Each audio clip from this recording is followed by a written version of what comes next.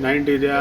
पिसाळलेल्या कुत्र्याचा 12 वर्षीय मुलावर हल्ला, गालाचे अक्षरशः मांस लटकले. शहागड येथील थरारक घटना सीसीटीव्ही मध्ये कैद. जखमी अली मुक्तदीर बागवानवर घाटी रुग्णालयात उपचार. जालना जिल्ह्यातील अंबड तालुक्यातील शहागड इथं पिसाळलेल्या कुत्र्यानं 12 वर्षीय मुलावर अचानक हल्ला केल्याची थरारक घटना समोर आली आहे. या हल्ल्यात मुलाच्या चेहऱ्याला गंभीर दुखापत झाली असून त्याच्या गालाचे मांस अक्षरशः लटकल्याचं दिसून आलंय. अली मुक्तदीर बागवान असं जखमी मुलाचं नाव आहे. अलीवर कुत्र्यानं अचानक झडप घालत त्यांच्या तोंडाला चावा घेतला. कुत्र्याचा हल्ला एवढा भीषण होता की त्याच्या गालाला गंभीर जखम झाली. दरम्यान कुत्रा मुलावर हल्ला करत असल्याची संपूर्ण घटना परिसरातील सीसीटीव्ही कॅमेऱ्यात कैद झाली आहे. या घटनेनंतर परिसरातील नागरिकांमध्ये भीतीचं वातावरण निर्माण झालंय.